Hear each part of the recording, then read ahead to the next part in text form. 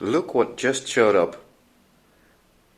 A new batch of 200 assembled ESP32 TouchDown's. Actually it's 201. They just arrived from PCB Way. I haven't opened the box yet, so I'm gonna do that now, and I'm gonna reposition the camera so you can actually see how they get delivered to me. I also dusted off my test jig. I literally had to dust it off, but let me reposition the camera and let's open it up. Alright, here we go.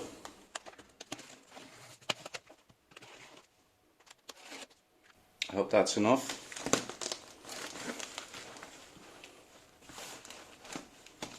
Not quite.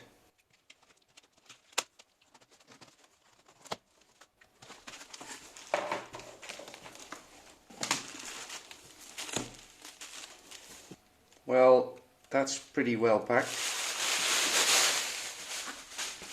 Just drop that on the floor for now. Firstly, there's a unassembled panel. I'll just keep that aside. And let me get you in a bit closer. And this is how they arrive. They are individually packed. Let me get one out. In a non-resealable anti-static bag. And they're packed 2 by 2 in these, well, these squares. I don't know how to call this. I don't know how many layers there are, but we can kind of guess. There are 2 in each compartment. There are 1, 2, 3, 4, 5, 6, 7, 8, 9, 10 compartments. So that's 20, 40. So there's at least another layer, and I think there's another layer underneath this as well. But let's get one out and have a close look. So let's see if I can get this out without having to use the knife. I don't think so, but we can try. No, I need the knife. Careful not to cut into the board. That didn't go.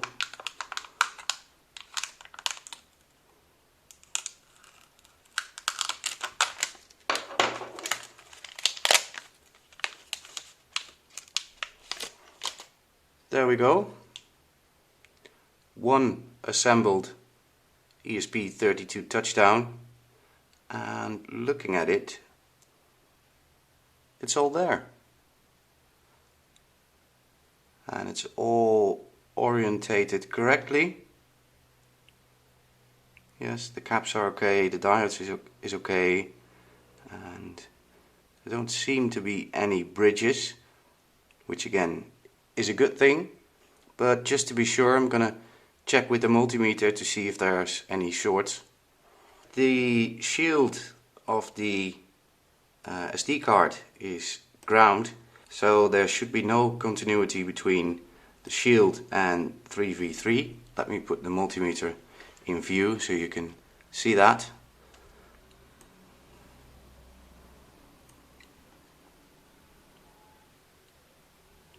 No. And between VBAT, which is this test point over here, and 3v3, there also shouldn't be continuity. And VBus, which is, can't really see that, VBus, which is over there, and VBAT, no continuity. And also between VBus and 3v3, no continuity.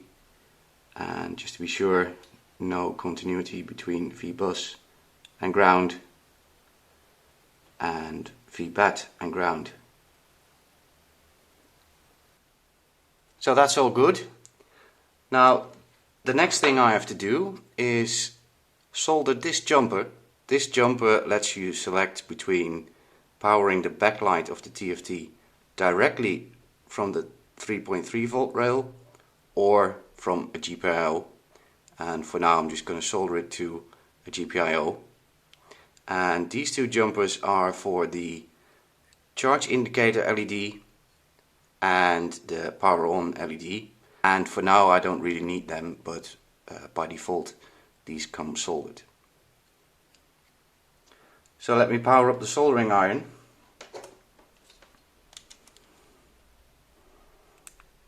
Go.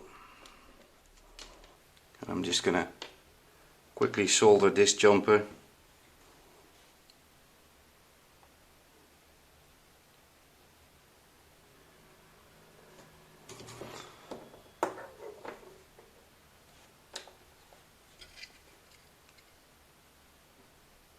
That's it. I'll clean that later.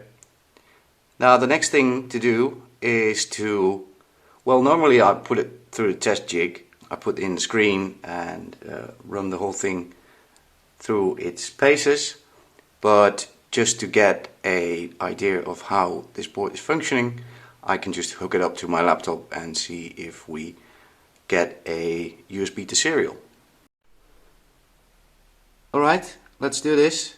Now of course the LED is not going to come on because I haven't soldered that jumper, but we should see a serial port on the computer, so I'm going to plug that in. No smoke, no funny smells, so that's a good thing. Now let's see if I can see the USB to serial port.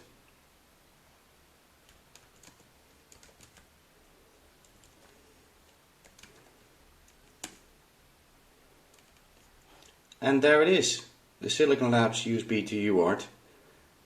Now I'm going to plug in the screen and I'm going to flash something to it to actually see if everything's working.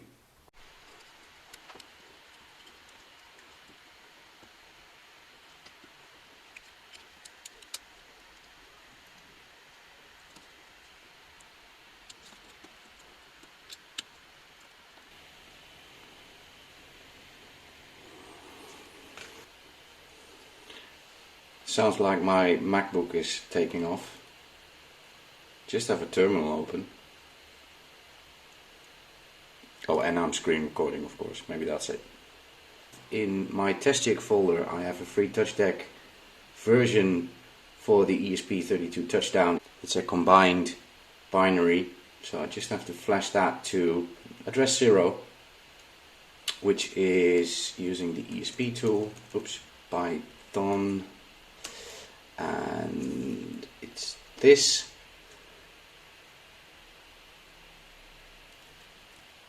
It's plugged in, so this should flash.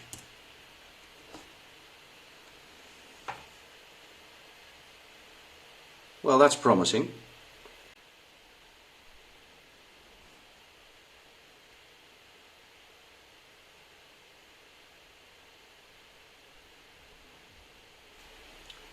Alright, we're almost there. Let's see what happens.